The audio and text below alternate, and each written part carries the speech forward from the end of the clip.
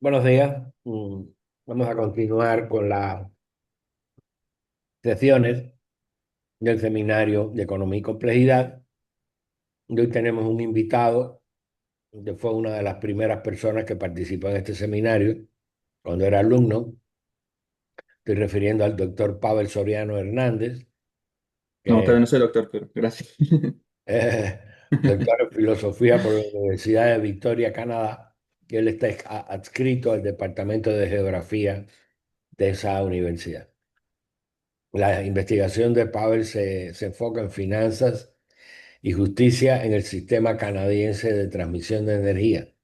Él ha identificado configuraciones financieras asociadas con la justicia con resultados de justicia social y de energía para las comunidades. El trabajo original de Pavel aquí hace muchos años estuvo referido a la distribución de la riqueza en México. Hecho un paper publicado en Física A con sus resultados. Me da mucha alegría que después de tanto tiempo podamos tenerlo aquí de nuevo. Le agradezco su apoyo a este seminario y así le doy la palabra. Gracias, doctor. Un gusto, un placer estar aquí nuevamente en el seminario de Complejidad y Economía. Siempre me aprendí muchísimo de atender estos eventos en la UNAM y hoy me da mucho gusto poder volver a presentar en este seminario. Eh, Bueno, como bien lo mencionaba Ricardo, soy Pavel Soriano Hernández, soy candidato a doctor en la Universidad de Victoria en el Departamento de Geografía. También trabajo o mi proyecto se encuentra también bajo el proyecto de la iniciativa ACET, que es Accelerating Community Energy Transformations. Es una iniciativa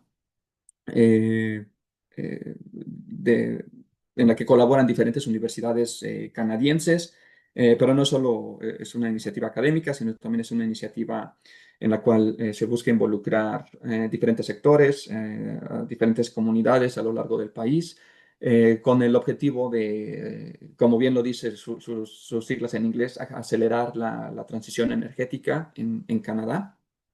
Y, y es en este contexto en el cual mi trabajo se lleva a cabo. Eh, el título de mi proyecto es Múltiples vías hacia la justicia distributiva, configuraciones financieras en el sector energético comunitario canadiense. Aquí, básicamente, mi proyecto ahonda en transición energética. Utilizo como marco teórico la teoría de transiciones sostenibles y pues utilizo esta teoría básicamente en el contexto de pues, la importancia que tiene eh, el, el buscar hacer una transición energética justa y adecuada, dados las alertas climáticas que estamos experimentando, ¿no? Eh, y es que el cambio climático exige transformaciones profundas de sistemas completos, siendo el energético un ejemplo, pero también hablamos de transporte, agricultura, finanzas, todo el sistema, un cambio sistémico global.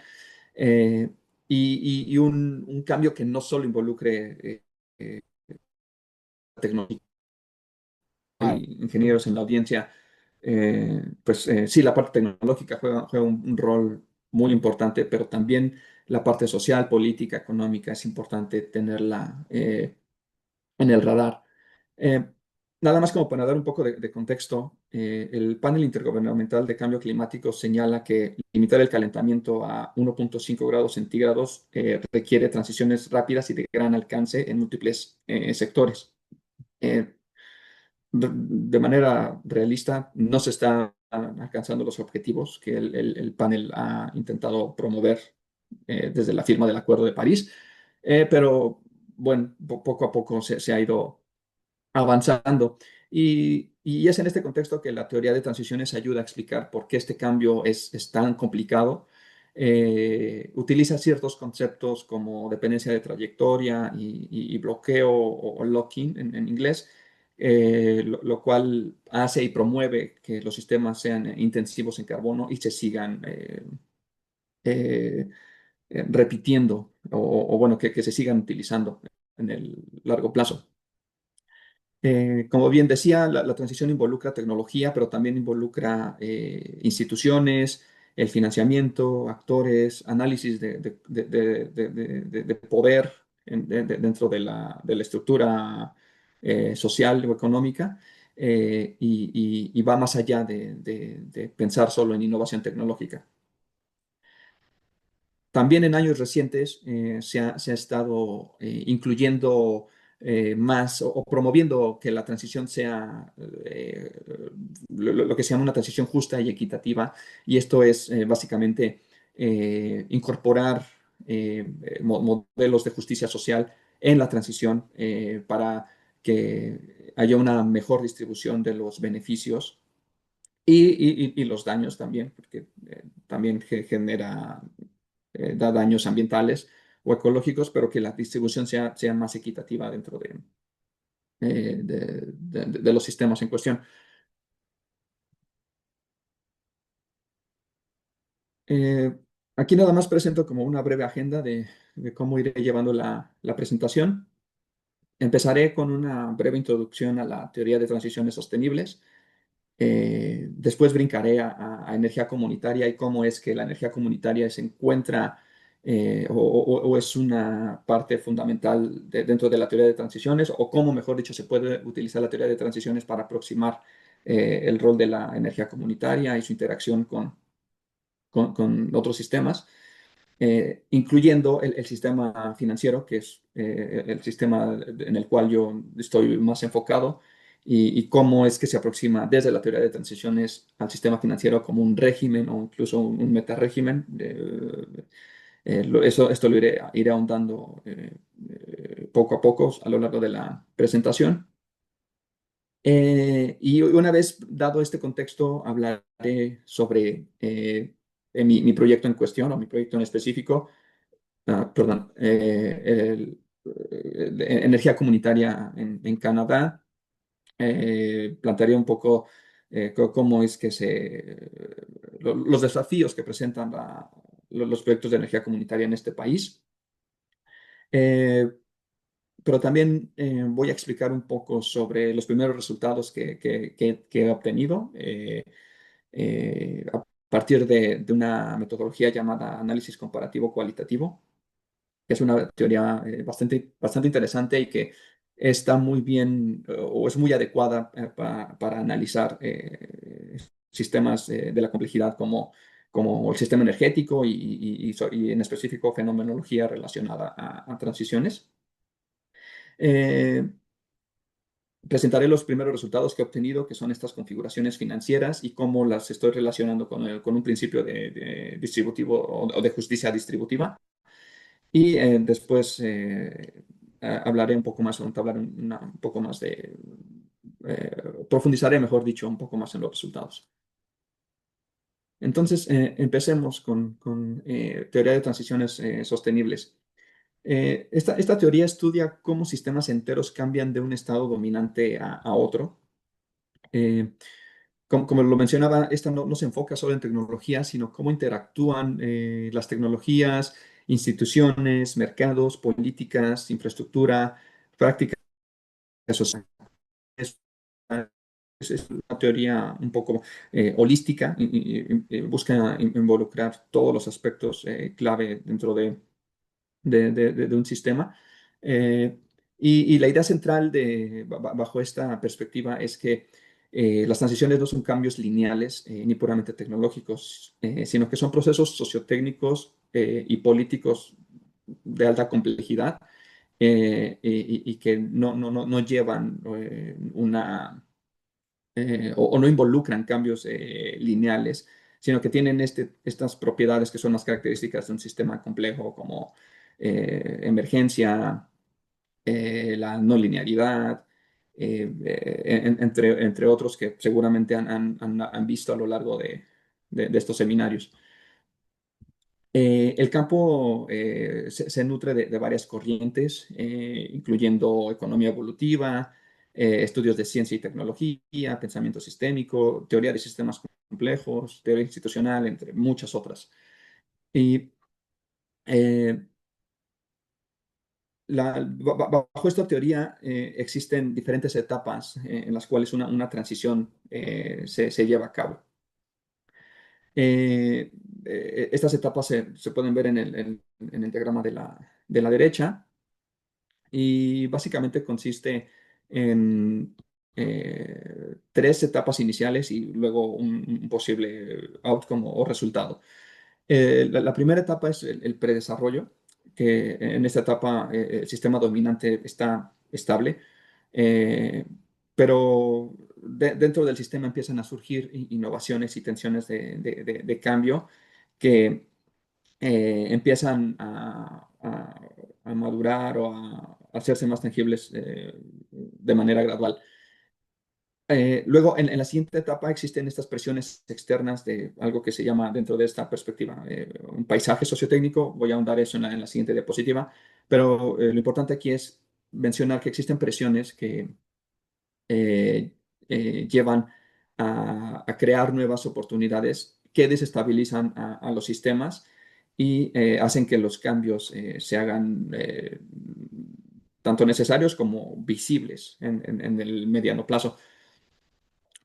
Luego está la etapa de aceleración, que es esta etapa en la que las innovaciones se expanden rápidamente eh, y se expanden de manera que empiezan eh, eh, ¿cómo decirlo? Empiezan a reconfigurar los regímenes, empiezan a tener más influencia en el régimen, régimen sociotécnico, que nuevamente voy a ahondar en este concepto en la siguiente diapositiva, pero las innovaciones empiezan a tomar más forma y a difundirse o expandirse de manera más rápida. Como posibles resultados, tenemos una etapa de estabilización, que es en esta etapa se consolida o se llega a un nuevo equilibrio dinámico, dependiendo de cómo se vayan dando las innovaciones y cómo vayan cambiando el régimen. Y esto va promoviendo como nuevas reglas, normas y prácticas dentro del régimen que hacen que se lleve, que lleve a su estabilización. Luego tenemos también como una posible resistencia por parte de los regímenes. Esto es, los actores o instituciones dominantes reaccionan y frenan o revierten parcialmente el proceso de transición por diferentes motivos, pero en muchas ocasiones por que la transición afecta sus intereses, lo cual lleva a que haya una resistencia natural por parte de estos regímenes. Eh, y luego tenemos como un colapso parcial o profundo, en esta etapa el sistema dominante pierde o se vuelve inestable, falla y es cuando se crean estas nuevas oportunidades para los nichos. Y bueno, para expandir un poco más sobre qué son los nichos, regímenes y paisajes sociotécnicos, la perspectiva, perdón, la teoría de transiciones sostenibles tiene varias como vertientes. Eh, de ellas es la perspectiva multinivel, que es la que yo utilizo para mi investigación, pero hay otras como administración de nichos o teoría de difusión de tecnologías, me parece que es el nombre de otra. Pero, en fin, en mi investigación yo utilizo la perspectiva multinivel. Más adelante creo espero que quede más claro la razón. Pero para andar un poco más en esta perspectiva, me gustaría mencionar que, bueno, esta fue desarrollada principalmente por Frank Giles, un científico neerlandés. Y esta perspectiva explica las transiciones básicamente a través de la interacción de tres niveles que ya mencioné previamente, pero que voy a explicar un poco más aquí. El landscape o paisaje sociotécnico, este es el contexto estructural más amplio. Eh, se refiere a cambios lentos o shocks externos que actores en los otros dos niveles no pueden controlar y que están influenciados por estos cambios. Eh, el paisaje no crea innovaciones directamente, sino que lo que hace es presionar al siguiente nivel, que es el régimen sociotécnico, generando ventanas de oportunidad con el tiempo para que el nivel más bajo, que son los nichos, puedan empezar a influenciar el paisaje sociotécnico. Eh, la idea fundamental de los paisajes es que desestabilizan al siguiente nivel, que son los regímenes, y permiten que el nivel más bajo, que son los nichos, crezcan y eventualmente penetren en el régimen. Eh, Ejemplos de esto son cambio climático, guerras, crisis económicas o energéticas, como se dio en los años 70, cambios demográficos, en, en fin, muchos otros cambios que en las noticias se pueden ver que son de manera como más globales y que tienen un impacto bastante profundo. Luego tenemos el nivel medio, que es el régimen. Dentro de la perspectiva multinivel, este es el nivel central de análisis y este nivel es un sistema dominante que ya está estabilizado, conforme al gráfico anterior. Eh, eh, eh, las transiciones buscan estabilizarse y buscan formar regímenes, y estos incluyen las reglas, instituciones, rutinas y actores que mantienen el status quo.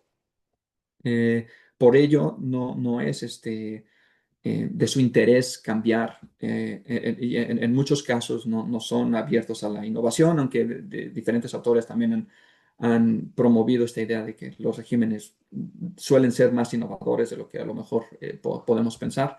Pero por lo menos dentro de la perspectiva clásica, de la perspectiva multinivel, no se suele pensar en los regímenes como innovadores. Eh, los regímenes suelen tener o presentar dos conceptos importantes. Uno es llamado dependencia de la trayectoria.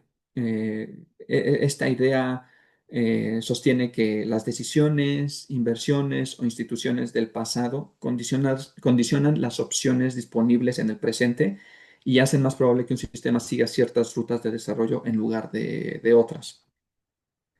Y es que con el tiempo los sistemas tienden a desarrollar infraestructura bueno, ya que cuando se instala, pues se busca que no sea tan fácil quitarla, así como reglas, instituciones consolidadas, conocimientos técnicos especializados, intereses económicos y políticos, así como prácticas sociales pues que son estables con el tiempo y que por esta estabilidad llevan al siguiente concepto, que es el encierro o lock-in en inglés, que es un proceso en el cual un sistema se vuelve tan estabilizado y reforzado internamente que resulta muy difícil cambiarlo con el tiempo, incluso cuando existen alternativas más eficientes, sostenibles o justas.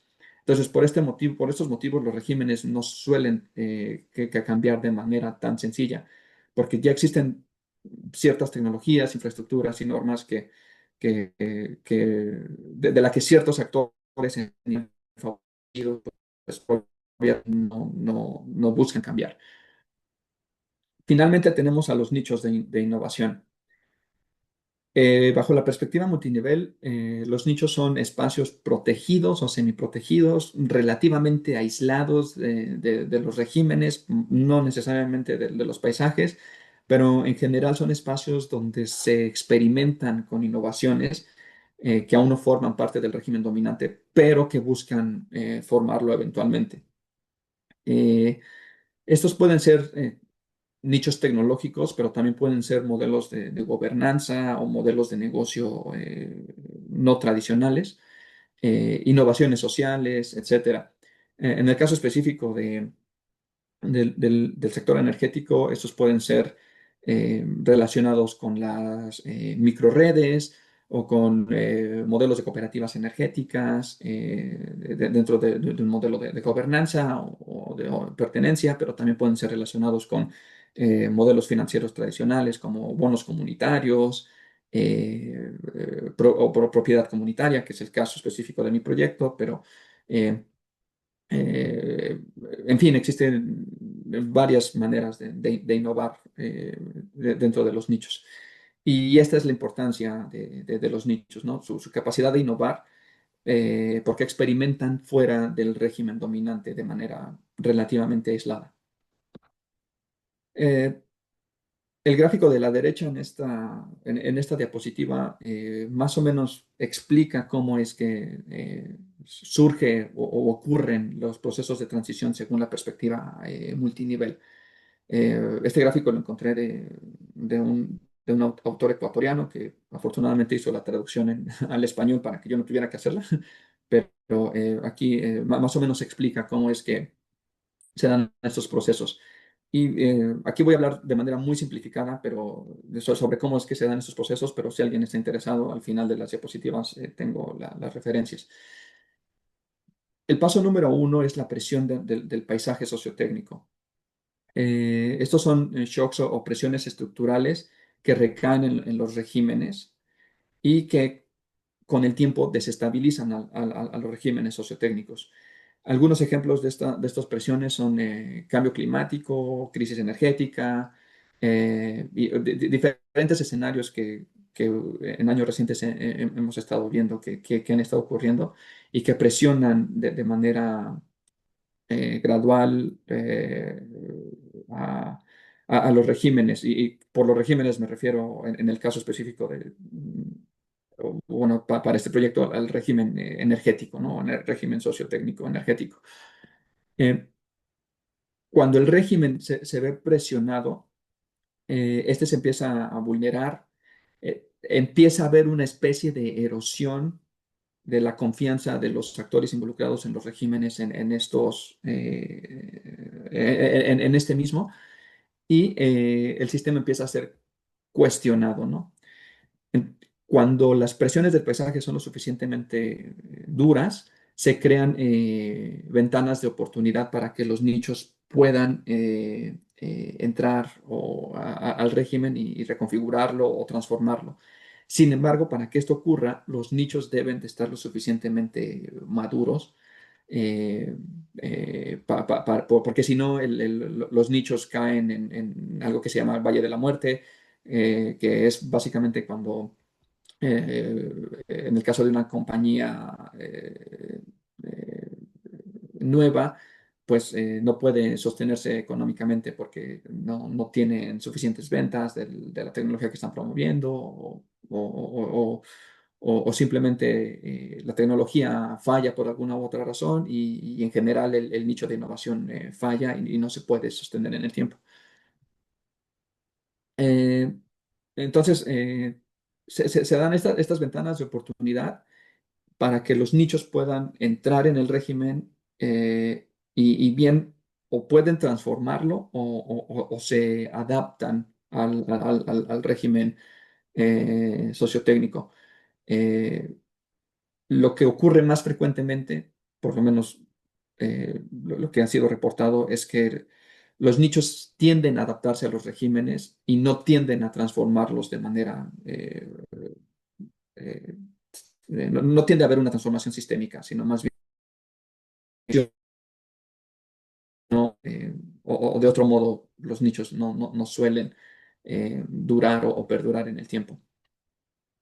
Eh, entonces, bueno, espero que a grandes rasgos quede más o menos claro cómo es que ocurren estos procesos de transformación bajo esta teoría de transiciones y específicamente bajo esta perspectiva multinivel.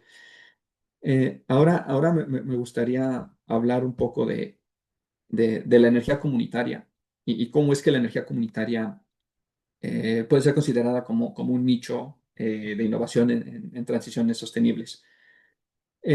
Primero que nada, la energía comunitaria se entiende como innovaciones sociotécnicas de nicho en la que los actores locales experimentan con configuraciones alternativas de producción propiedad, gobernanza y financiamiento, operando en los márgenes del régimen energético dominante y con el potencial de desafiar al mismo régimen, bueno, desafiar, complementar o reconfigurar a los regímenes sociotécnicos existentes.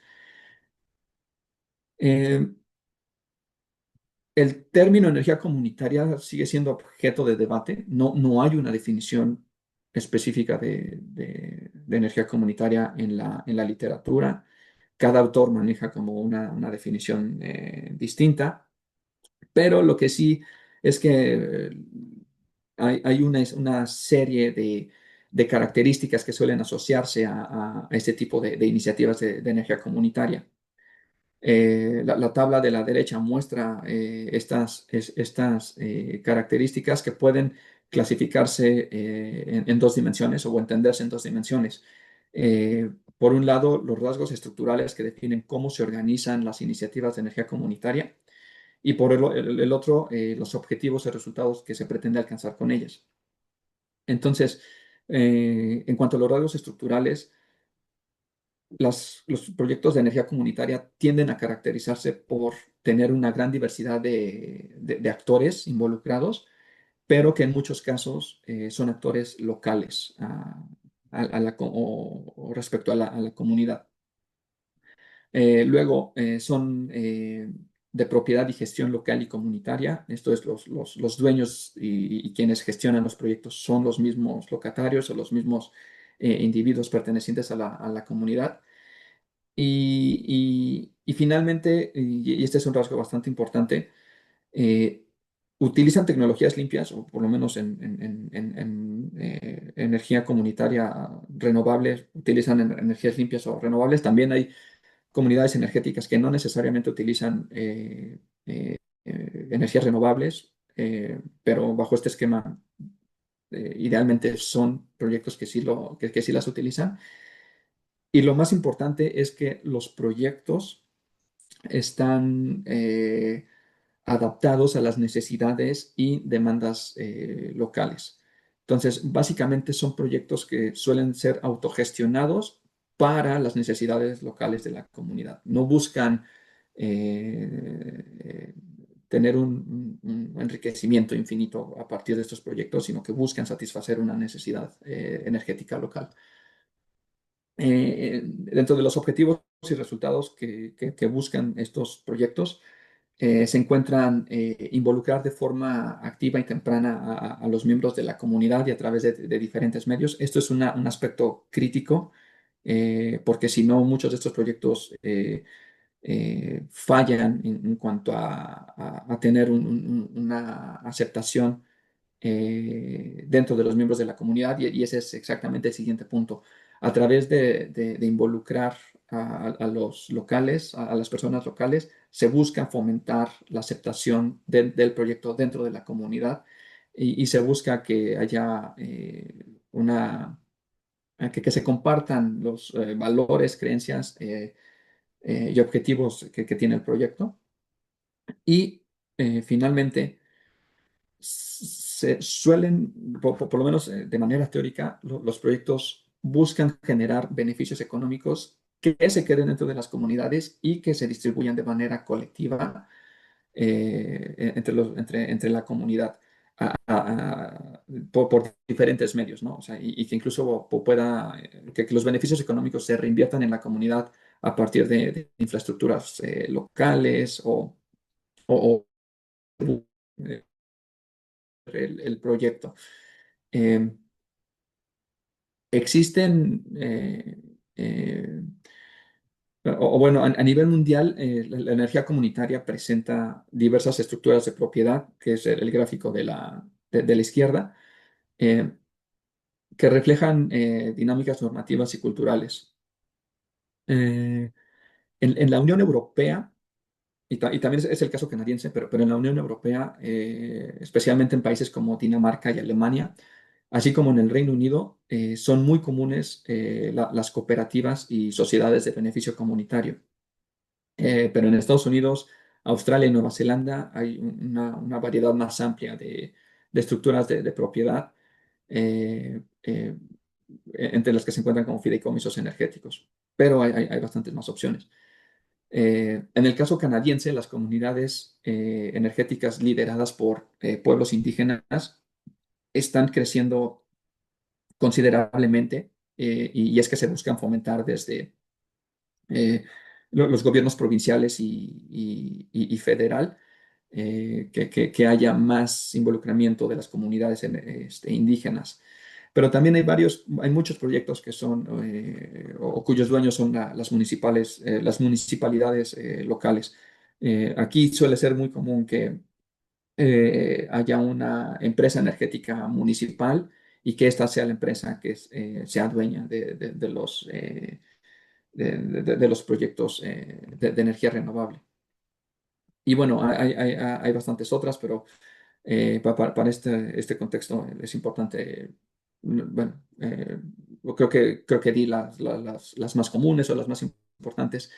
Eh, Nada más como para contextualizar un poco en el caso de México, eh, me parece que estas son iniciativas que están más involucradas en generación y gestión colectiva de la energía, y suelen ser, los modelos más comunes creo que suelen ser las cooperativas o programas rurales que buscan fomentar la soberanía energética. Y nada más como googleando un poco en internet encontré dos proyectos que son eh, medio conocidos. Uno son los proyectos eólicos comunitarios en el istmo de Tehuantepec. Un amigo y colega que presentó, creo que fue el año pasado o antepasado, Adolfo Mejía, trabajó en uno de estos proyectos, analizando como los aspectos más de justicia social en ellos. Por otro lado, también están, bueno, encontré en internet, está la cooperativa Tosepan Titatanixque en Puebla. Eh, no tuve oportunidad de ahondar en estos proyectos, pero sí logré encontrar algunos ejemplos de comunidades energéticas en México.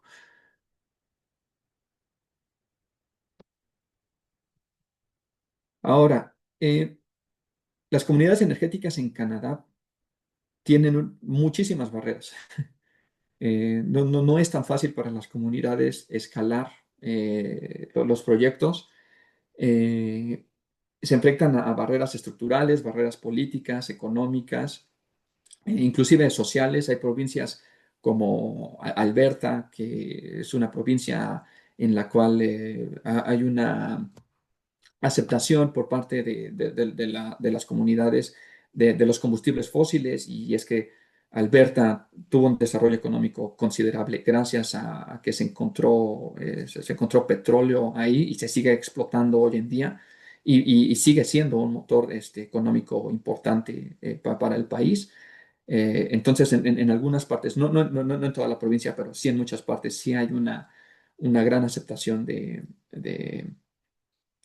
combustibles fósiles, y más aún a nivel político. La provincia en general tiende a tener muchos roces con el gobierno federal, que desde el gobierno federal se ha buscado impulsar como políticas más de transición energética, y Alberta siempre suele como oponerse a ese cambio, más que nada porque no le conviene que haya eh, eh, que se dejen de explotar los recursos fósiles de la provincia. Entonces, siempre está eh, eh, eh, hoja y el gobierno federal. Pero en el caso específico de las comunidades energéticas, la financiación es una barrera crítica para estas. Y es que la lógica de la escala de los proyectos, como bien mencionaba, como son proyectos que están escalados para satisfacer necesidades locales, así como la rentabilidad, o mejor dicho, la nula rentabilidad, y es que son proyectos que nuevamente no buscan ser o hacerse ricos con estos proyectos, sino que buscan fomentar una distribución más equitativa de los beneficios económicos. Limitan las condiciones en las que la energía comunitaria puede acceder al capital sin comprometer sus valores.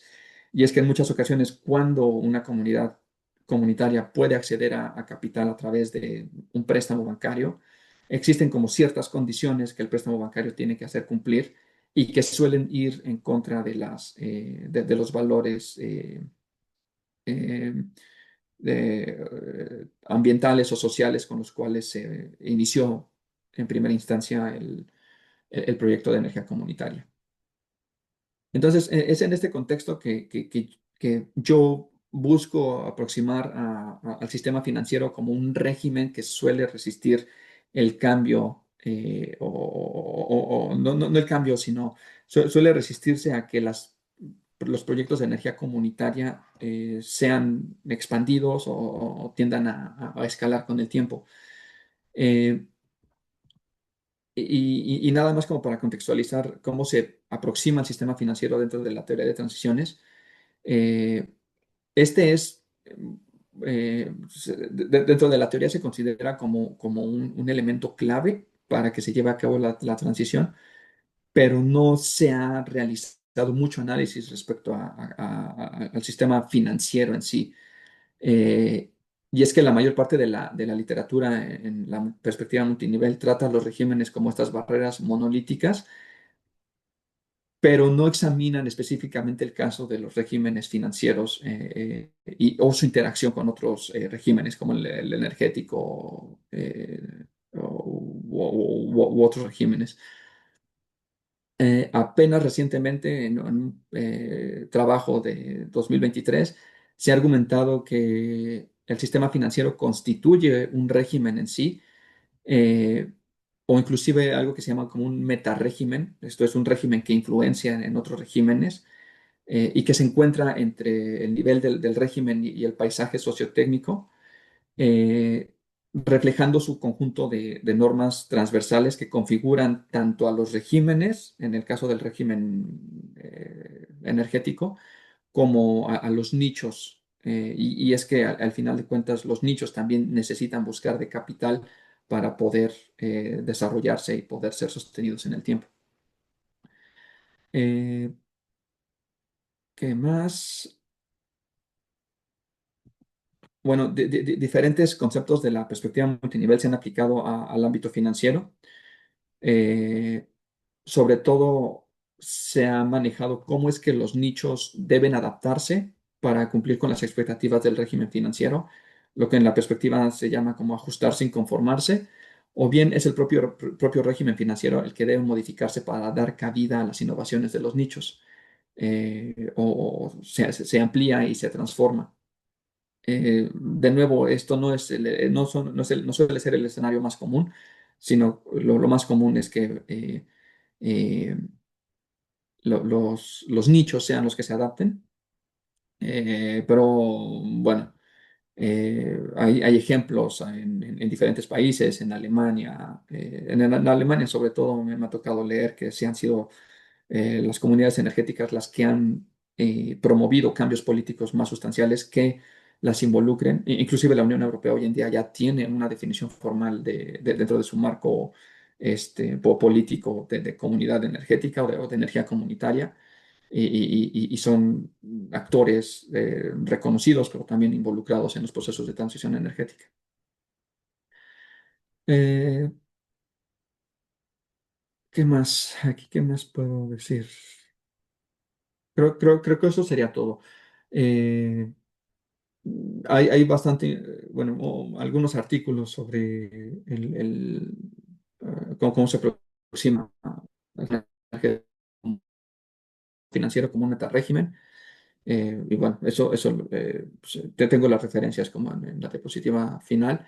Pero ahora ya con este contexto un poco más amplio, me gustaría entrar específicamente a mi proyecto, que es la energía comunitaria en Canadá y específicamente cómo es que los proyectos de energía comunitaria en este país se financian, de dónde obtienen el capital y cómo es que este capital influye en la distribución equitativa de los beneficios de los proyectos.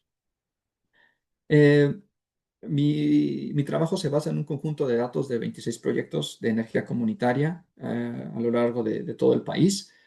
Los casos se seleccionaron a partir de una metodología llamada de bola de nieve.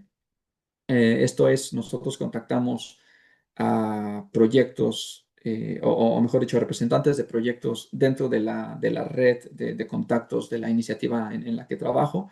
Suelen ser profesionales de diferentes áreas, pero lo clave es que estén involucrados en un proyecto comunitario activo. Eh,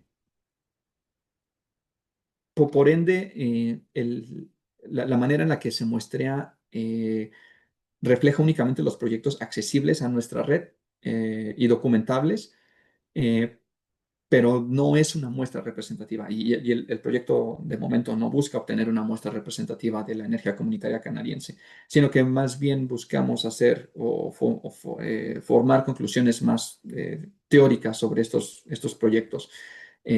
Básicamente es más como un experimento en lugar de un muestreo estadístico representativo. Los proyectos abarcan tecnologías solar, eólica, hidroeléctrica y de biomasa, pero los proyectos comunitarios en Canadá suelen ser más de tecnología solar. Tenemos algunos hidroeléctricos, un par de eólicos, pero la tecnología solar por mucho es la que domina, por lo menos en nuestra muestra de datos. Lo que sí es que hay una gran variedad de modelos de propiedad. Y es que tenemos cooperativas, que hay varios proyectos que son cooperativas, tanto cooperativas que buscan una ganancia económica, pero cooperativas que también que buscan más como un beneficio más comunitario o social. Tenemos diferentes proyectos liderados por comunidades indígenas a través de diferentes mecanismos. Uno de estos son los gobiernos directamente, gobiernos tribales o consejos tribales, pero también existen o tenemos proyectos que son de corporaciones de desarrollo indígena o cuyos dueños son este tipo de corporaciones. Tenemos un par de proyectos que son proyectos privados, pero los dueños son indígenas o algunos pueblos indígenas están altamente involucrados en estos proyectos. Y también tenemos proyectos que son meramente privados y que buscan, cuyo modelo de negocio es pues más orientado hacia la ganancia económica. También tenemos varios o algunos proyectos municipales, como ya mencionaba. Aquí suele ser un tanto común que sean los gobiernos municipales los que sean dueños de estos proyectos. Entonces, bueno, tenemos una amplia variedad de modelos. Eh, Nada más para concluir con esta gráfica, también tenemos geográficamente los casos abarcan la provincia de la Columbia Británica, que es en donde yo me encuentro, pero también tenemos proyectos de Ontario, de Quebec, de Alberta, de Saskatchewan. La mayoría de los proyectos con los que contamos en nuestro conjunto de datos son de Alberta y de Columbia Británica, pero hay de bastantes, hay bastantes otros de otras provincias. Eh, y bueno, esto me lleva a hablar un poco de la metodología que utilizo para analizar los datos. Y este es conocido como análisis comparativo cualitativo. eh, eh, Casos estos, no sé cuánto tiempo me quede, pero voy a procurar irme un poco más rápido aquí. Eh, Este método es particularmente adecuado para preguntas relacionadas a sistemas complejos o fenomenología compleja como las transiciones. Eh, Los métodos estándar basados, por ejemplo, en regresión lineal suelen preguntar cuál es el efecto independiente de ciertas variables sobre otra, ¿no? Y suele mantenerse todo lo demás constante. Y esto es útil en muchos casos, pero presupone que las condiciones actúan de manera independiente. En este caso, o en el caso del proyecto en el que trabajo, no podemos asumir eso porque asumimos más bien que las diferentes variables que estamos analizando se influencian entre sí. Y es por esto que esta metodología que creo yo que es más adecuada, y es que la metodología en sí lleva a un planteamiento de una pregunta diferente, que es qué combinaciones de condiciones son suficientes para producir un resultado específico. Y eh, esta metodología se alinea directamente con tres propiedades de los sistemas complejos. Uno es la causalidad configuracional. Esto es, las condiciones funcionan en combinación, no de forma independiente. Entonces, se empiezan unas influyen en las otras y esto se ve reflejado en los resultados. Segundo es la equifinalidad. Múltiples caminos diferentes pueden conducir a un mismo resultado y no existe una única fórmula para analizar un resultado. Y en tercer lugar, la asimetría, se refiere a que condiciones que producen un resultado no son simplemente el reflejo de las que producen su ausencia. Esta explica por qué algunos proyectos distribuyen beneficios explica por qué algunos proyectos, en mi caso específico, distribuyen beneficios de manera distinta que otros no lo hacen.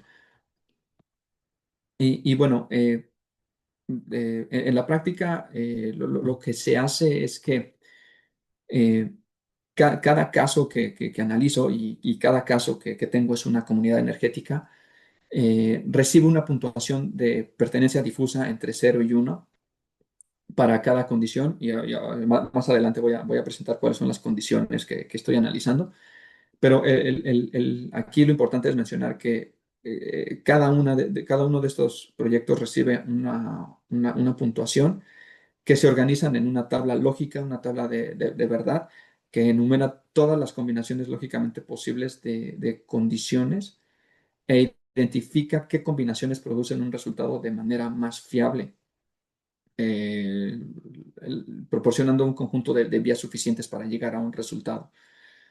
Eh, apenas me di cuenta que no incluye una tabla de verdad, creo que hubiera sido muy útil, pero para quienes tengan la oportunidad de ahondar en la metodología, esto se ve reflejado en la tabla de verdad. Eh, pero bueno, por ahora creo que eso lo dejaré de lado. Eh, Y bueno, antes de pasar a las condiciones financieras que analizo, conviene aclarar ciertos conceptos que son fundamentales para entender QCA. La primera es la distinción en que existen, la distinción entre condiciones necesarias y condiciones suficientes. Una condición necesaria es aquella que debe darse para que se produzca un resultado pero cuya mera presencia no garantiza el resultado.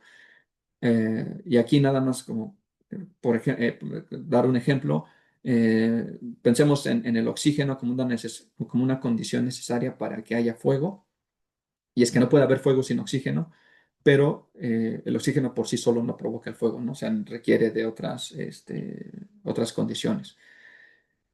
Y luego tenemos una condición suficiente que, por el contrario, produce el resultado de forma fiable cuando la condición está presente, pero el resultado también puede producirse por otras vías. Eh, y volviendo a la analogía con el fuego, pensemos en encender como con un cerillo como una condición suficiente para que haya fuego y lo produce de manera fiable. Pero el fuego también puede iniciarse de otras maneras, ¿no? Puedes utilizar un encendedor u otras formas. Entonces, el cerillo es una condición suficiente en este caso. Cuando utilizamos la perspectiva perdón, cuando utilizamos el análisis cualitativo comparativo, comprobamos ambas cosas. Eh, un análisis de condiciones necesarias comprueba si alguna condición concreta está siempre presente cuando se produce un resultado, mientras que un análisis de condiciones suficientes identifica qué combinaciones de condiciones producen el resultado de forma fiable. El conjunto de estas condiciones es lo que se conoce como la trayectoria que lleva a un resultado en específico. Eh, Creo que no voy a ahondar en las métricas clave. Para empezar, el análisis lo hago con una biblioteca en R. Hay un montón de manuales en Internet para entender un poco sobre QCA y cómo aplicarlo en R. Eh, Nada más mencionar que existen dos métricas clave. Una es la consistencia, que mide la fiabilidad con la que una trayectoria produce un resultado. Esto es la frecuencia con la que los casos con esa configuración también alcanzan el resultado.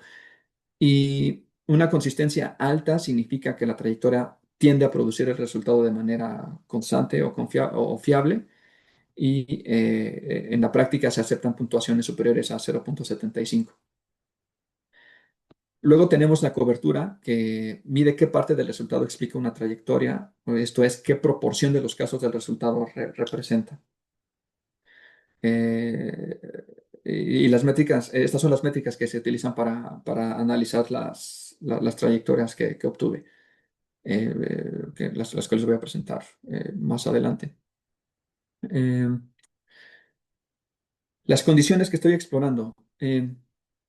De la revisión de literatura que llevé a cabo, identifiqué al menos cuatro condiciones.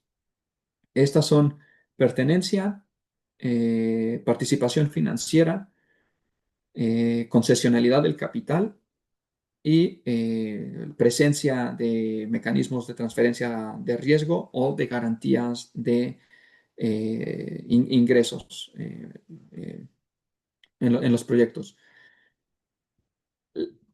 No, perdón.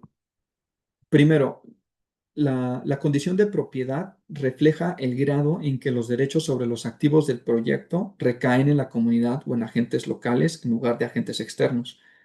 Esto es, qué tanto del proyecto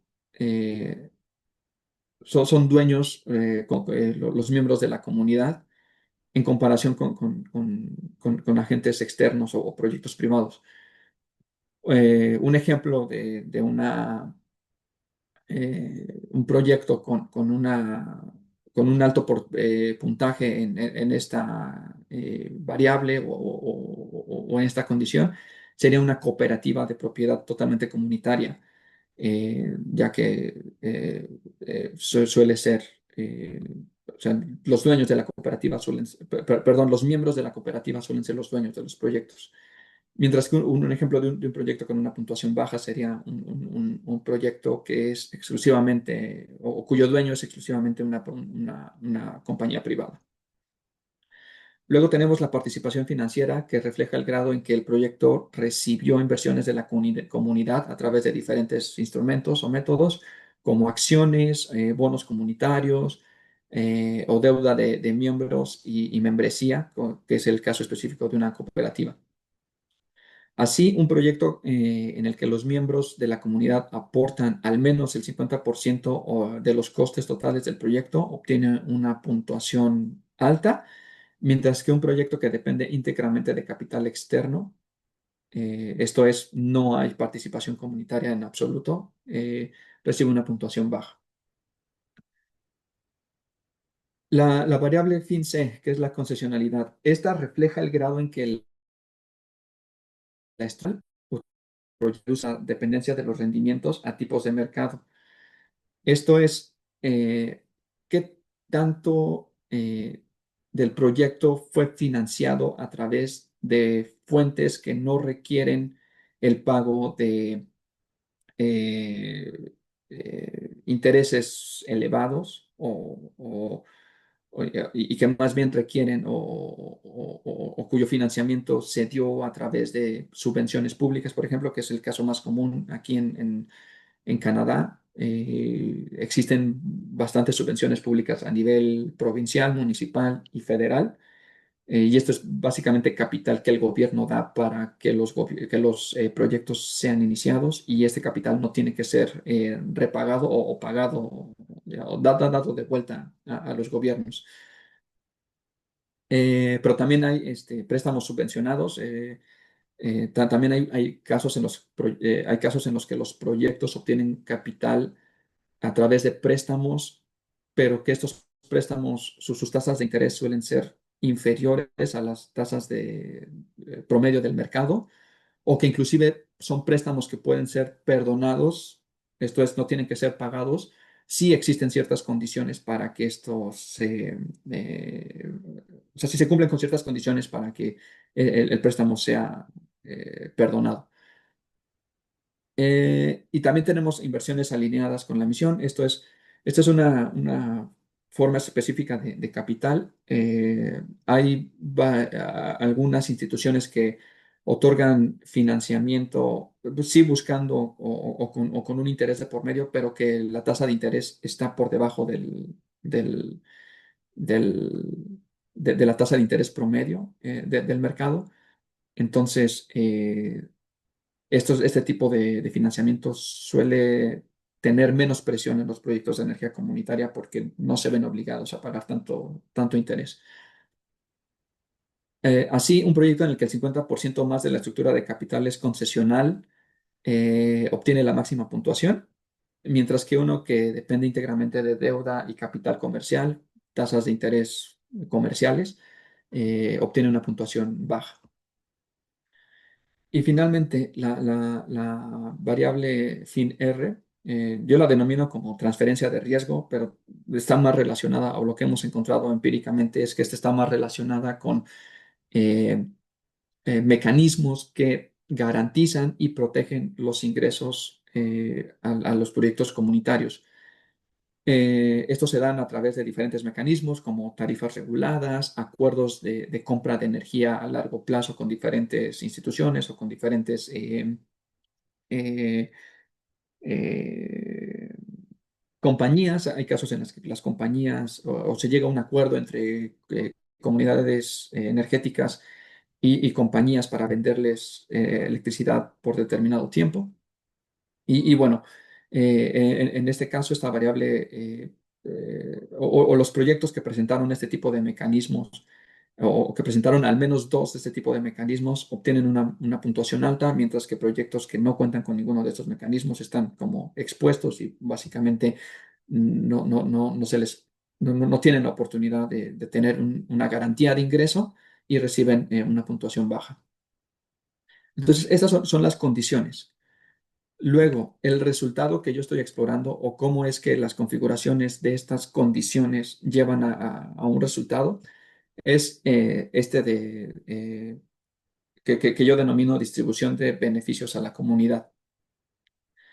Esto se refiere a que si los ingresos del proyecto están estructurados formalmente para recaer en la comunidad en la cual se localiza el proyecto, eh, eh, o sea, si existe la presencia de mecanismos que garanticen eh, eh, o que las ganancias del proyecto se mantengan en la comunidad en lugar de ser captados por inversores externos o ajenos a la comunidad. Y aquí cabe, bueno, vale la pena como contextualizar un poco de dónde viene o de dónde surge esta idea de analizar la distribución de estos o de los beneficios. Eh,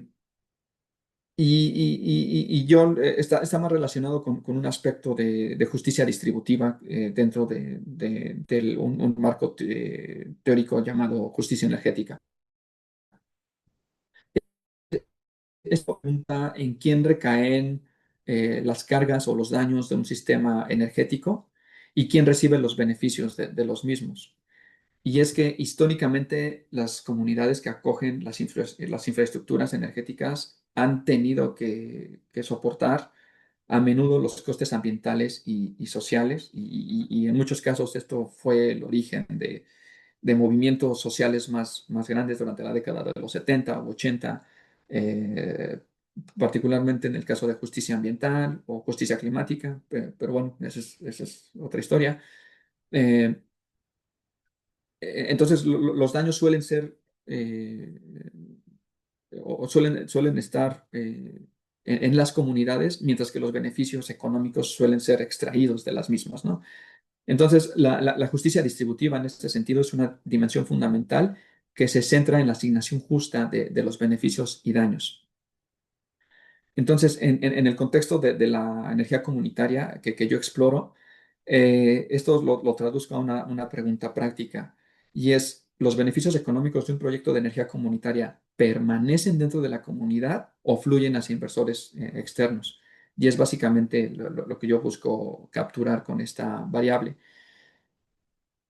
Eh, Nuevamente, se calibra como un conjunto difuso entre 0 y 1 y un proyecto recibe una puntuación máxima o cercana al 1 cuando sí cuenta con una estructura formal que destina los ingresos al beneficio de la comunidad. Estos pueden ser a través de programas como dividendos comunitarios, acuerdos de reparto de ingresos con pueblos indígenas, que suelen ser comunes entre los proyectos liderados por indígenas, devoluciones de patrocinio de cooperativas o reinversión formal en infraestructura local. Por el contrario, un proyecto obtiene una puntuación baja cuando los ingresos fluyen íntegramente hacia inversores externos y comúnmente privados, sin ningún mecanismo formal que destine una parte de la comunidad.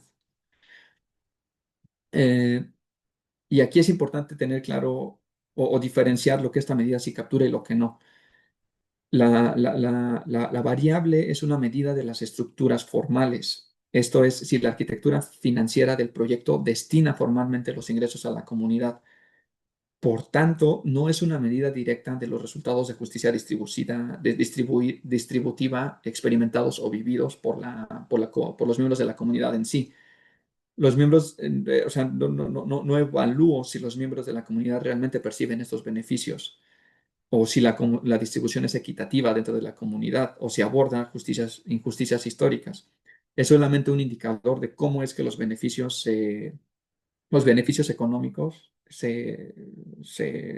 o hacia dónde van los beneficios económicos.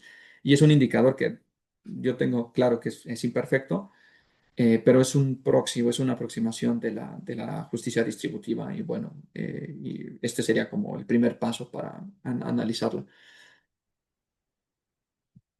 Los resultados. A través del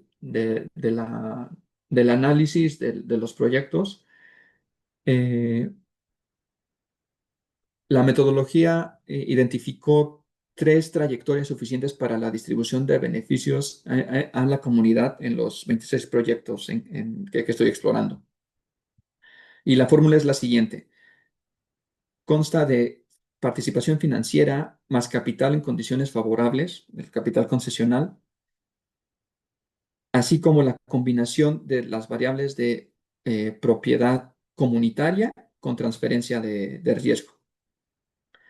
Y cada una de ellas constituye una configuración suficiente, como expliqué anteriormente, para generar la distribución de beneficios a la comunidad. La solución global, esto es toda la configuración, tiene una consistencia de 0,79.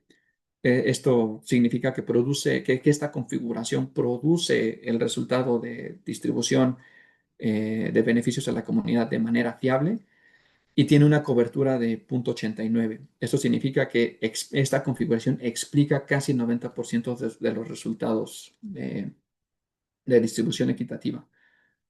Estas son cifras sólidas para un estudio con una muestra tan pequeña, eh, pero bueno, la idea del proyecto también es ampliar la muestra. Y bueno, hay dos conclusiones que valen la pena destacar de esta fórmula. En primer lugar, lo que encontré es que no hay condición y única.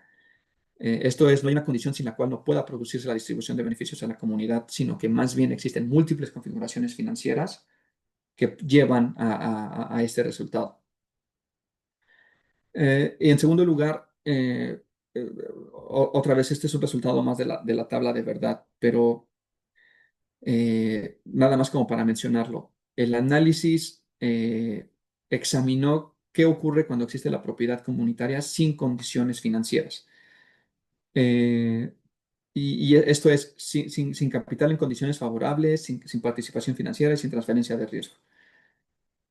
Eh, la gran mayoría de los proyectos que solo tienen como participación o pertenencia comunitaria o propiedad comunitaria, perdón, no producen distribución o no llevan a la distribución equitativa bueno, no equitativa, a la distribución de los beneficios dentro de la comunidad por sí solos. O sea, tienen que ir en combinación con alguna configuración, con alguna variable financiera para que se pueda garantizar esta distribución dentro de las comunidades.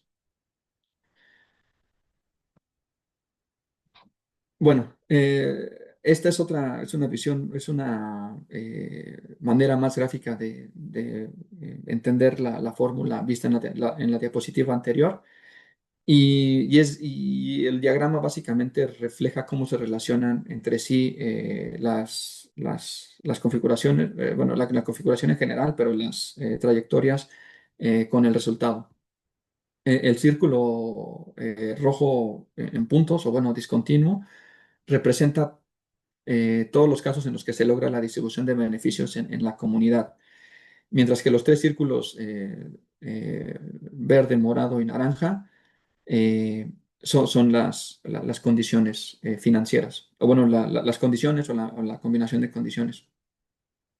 El tamaño de esto, del círculo refleja, aunque el círculo no es perfecto, perdón, el diagrama no es perfecto, el tamaño de los círculos busca reflejar el número total de casos de resultado que cada trayectoria explica y la pequeña franja de cada círculo que se extiende fuera del círculo rojo representa los casos inconsistentes, es decir, los proyectos cuyas condiciones financieras no dieron lugar a distribución de los beneficios comunitarios. El círculo verde, el capital concesional, es el más grande, representa el 43% de los casos y esta es la vía más frecuente encontrada en el contexto canadiense. Esta vía es bastante interesante porque refleja que cuando la estructura del capital reduce la dependencia de rendimientos a tipos de mercado, o sea, cuando no se tienen que pagar intereses por el proyecto, eh, los ingresos tienen margen estructural para fluir o para quedarse en la comunidad en lugar de destinarse a inversores externos. Esta vía o esta trayectoria es particularmente eh, interesante porque casi todos los proyectos que se ven que caen en esta trayectoria son proyectos liderados por indígenas. En la literatura ya se había reportado que eh, los proyectos indígenas, sobre todo en las comunidades muy al norte, que están bastante aisladas, eh, casi no suelen, no pueden acceder a este tipo de beneficios de capital concesional. Entonces, es interesante ver que cuando sí lo hacen, eh, este tipo de proyectos destinan los beneficios los beneficios económicos generados por el proyecto hacia la comunidad en lugar de hacerlo hacia actores externos. Luego, el círculo morado, el círculo de participación financiera, es la vía más fiable con una consistencia de 0,9. Este es interesante porque significa que cuando los miembros de una comunidad invierten directamente en los proyectos, eh, los derechos de rendimiento quedan integrados en la propia estructura financiera del proyecto, en lugar de dejarse a decisiones posteriores.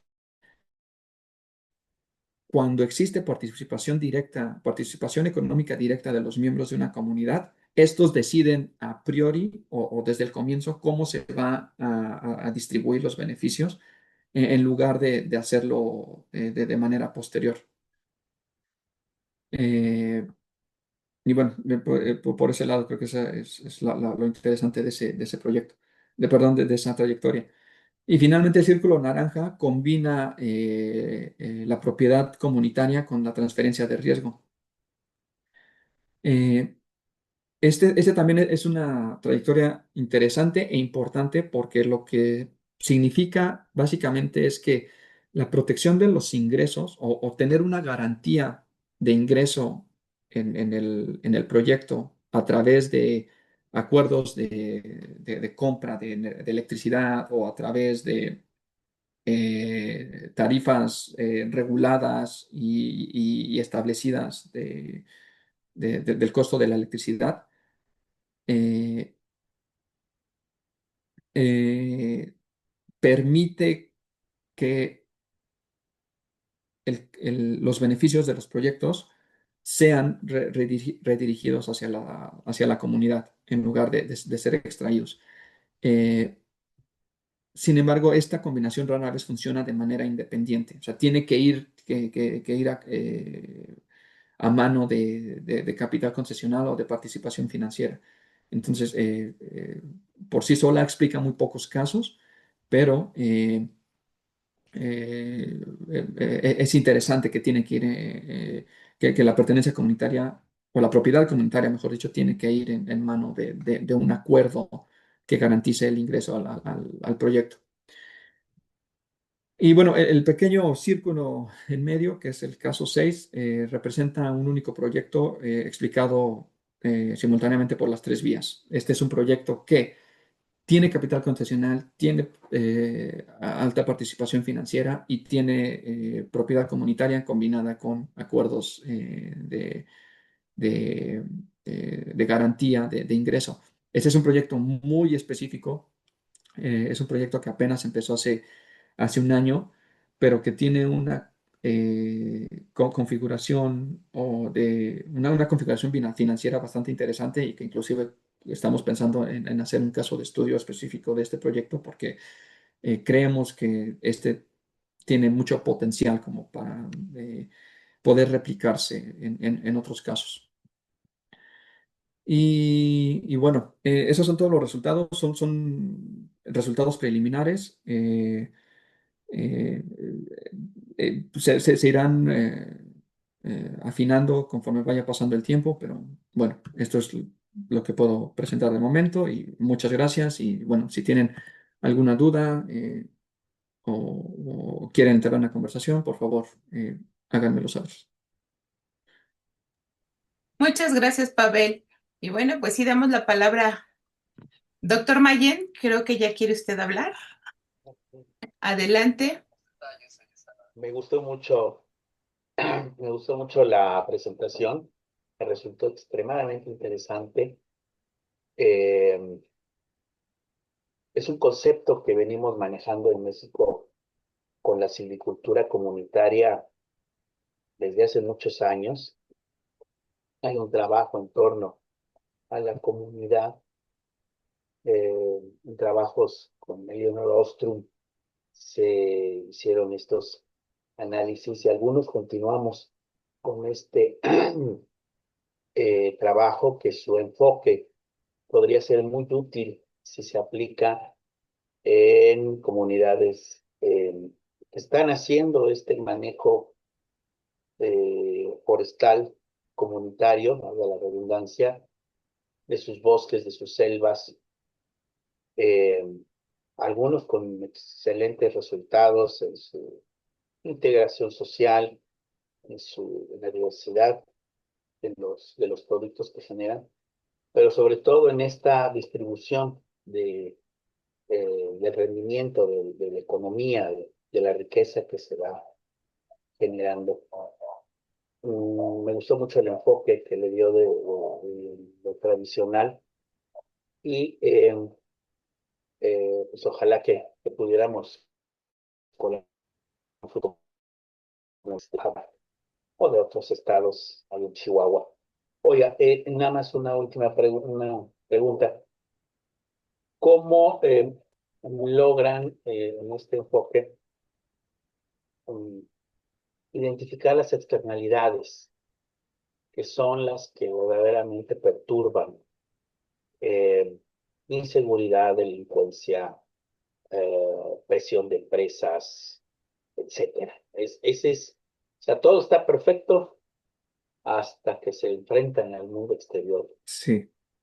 Ese es un punto que me gustaría que, cómo lo hace, cómo lo manejan en la identificación, porque sí, la verdad sí es lo que más perturba. Sí, gracias, Carlos. Sí, gracias por tus comentarios. Eh, el- Idealmente se pueden contemplar o considerar las variables que mencionas como una condición adicional. Y lo padre, lo bonito de esta metodología es que se pueden tener tantas condiciones como uno quiera, ¿no? Entonces se podría elaborar alguna especie de indicador, por ejemplo, de seguridad y meterse como una condición para que sea analizada dentro del QCA. ¿Cuál es el problema con añadir condiciones dentro de esta metodología? Que conforme se van añadiendo condiciones, se requiere el crecimiento de los casos necesarios para tener un resultado robusto aumenta de manera exponencial.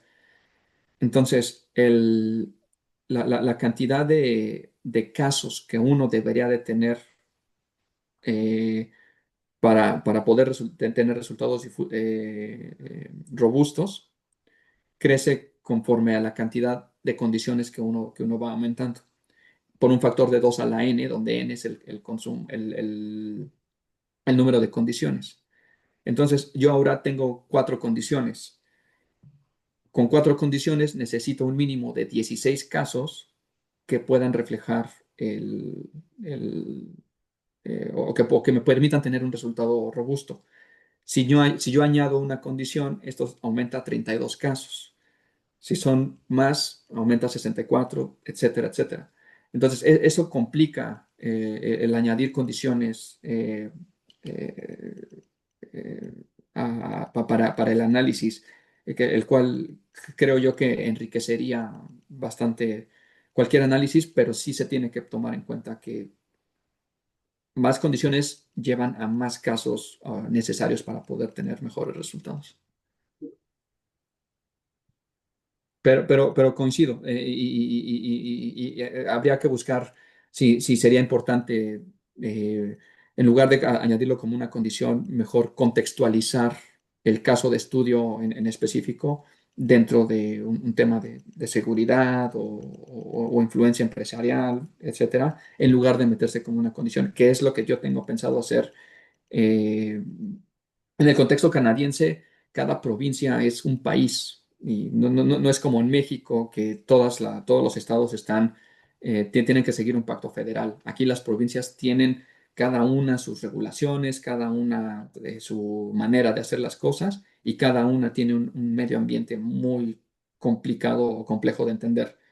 Entonces, en lugar de añadirlo como una configuración o una variable, lo pienso contextualizar dentro de este eh, eh, o pienso contextualizar los datos dentro de cada uno de sus provincias para poder tener un mejor entendimiento de cada uno de ellos. No sé si eso resuelva un poco esa pregunta. Sí, claro, no, me resultó, yo creo que sí, pues el caso mexicano es un poco parecido. Cada estado, hasta su configuración histórica fue por diversas circunstancias, se metieron muchos a fuerzas a un pacto federal, pero si lo contempla usted, Chihuahua es tan diferente a Oaxaca Sí. y Oaxaca tan diferente a Quintana Roo, tantas cosas que funcionarían como estados muy independientes, tal vez muy Ujú. cercano a lo que pasa en Canadá. Gracias. Sí. Gracias, doctor. Pavel, tenemos aquí una pregunta de Olga Flores y dice, ¿el consumo de la energía por la comunidad caería dentro de los beneficios o cómo se considera? Sí, sí, gracias, Olga, por la pregunta. Sí, sí se podría considerar como un beneficio, aunque eh, suele ser el caso, o lo más común es que estos proyectos ya surjan con esta idea en la cabeza. O sea, en muchas ocasiones los proyectos de comunidad energética en Canadá surgen por la necesidad de satisfacer su demanda energética. Entonces, ese ya es como, en muchos casos, si no es que en todos los casos, eh, la motivación inicial que tienen los proyectos. Yo aquí me enfoco más en los beneficios económicos generados por el proyecto, que no en todos los casos suele haber una distribución de los beneficios económicos. Eh, es bastante común que el, el- el- el objetivo principal de la comunidad energética sea primero satisfacer su demanda energética y luego ver cómo es que se pueden generar acuerdos con el gobierno local o provincial para vender la electricidad y que haya un ingreso a la comunidad adicional al consumo energético que estos proyectos producen. Entonces, el consumo de la energía por la misma comunidad es algo que ya está casi como de facto en muchos de los proyectos. No siempre es el caso, pero en muchos de los proyectos sí está desde el comienzo. Gracias. Ya te puso ahí también que gracias por la respuesta. Está una de Antonio Sí. Cisneros. No sé si la quieras leer o te la leo. ¿Cuál es? La de Antonio Cisneros. Antonio Cisneros. Otros modelos. Empieza así. No la veo. Veo a Antonio Cisneros, pero no veo su pregunta. Veo un comentario sobre las cooperativas. Si quieren yo la leo, está bien. Muy bien. Hola, Gracias. buenos días, buenas Buenos tardes días. ya. Ah, bueno, dice, recuerdo otros modelos de comunitarismo como el Suma Kasue, el buen vivir de los pueblos andinos, el kibutz, la comuna agrícola israelí, y el Uyama, la de Tanzania. Entonces, esos son tres modelos de vida ecológica, ¿no? De economía social. Y pues a mí me parece fascinante la metodología que nos incluye la FCC-USA. Me pregunto cómo podrían visualizarse sus escenarios equilibrios dado este enfoque. No lo había escuchado y pues parece interesante alternativa para valorizar cuantitativamente los casos de estudio. Y pues ya, nada más un comentario así breve. Felicidades por su presentación, doctor. Gracias. Gracias, Antonio. Sí, sería cuestión de, primero que nada, de pensar en cuál es el resultado que estos proyectos que mencionas buscan tener. Y el FCQCA lo que ayuda es a encontrar las configuraciones a partir de diferentes condiciones o variables que llevan a ese resultado. Entonces se puede, o sea, se puede pensar en que estos proyectos o modelos buscan, no sé, pensando un poco similar a lo que hago, generar ganancias económicas. Bueno, ¿cuáles son las condiciones que llevan esas ganancias económicas? Y más importante aún, ¿cómo se combinan esas condiciones para llegar a ese resultado? Entonces, a mí esta metodología me parece muy interesante porque hasta antes de empezar mi doctorado, yo había pensado que o se hacía un análisis completamente cualitativo o completamente cuantitativo. No había como una perspectiva intermedia. Y creo que esta metodología proporciona esa aproximación intermedia. Se puede tener un análisis cuantitativo, pero también profundizando en cada uno de los casos y analizar el contexto para cada uno de ellos. Pero bueno, o sea, creo que es una metodología también bastante versátil y con la pregunta de investigación adecuada creo que se puede emplear eh, o se puede utilizar para varios temas. Doctor, ¿y qué comentario le ameritaría a usted las metodologías como la investigación-acción, que empieza un info insertado dentro de la comunidad y después de hacer pues su exploración más o menos antropológica, empieza a recuperar y a articular ciertos conceptos que luego fundamenta después con la teoría, ¿no? Lo que se llama teoría fundamentada. Ujú.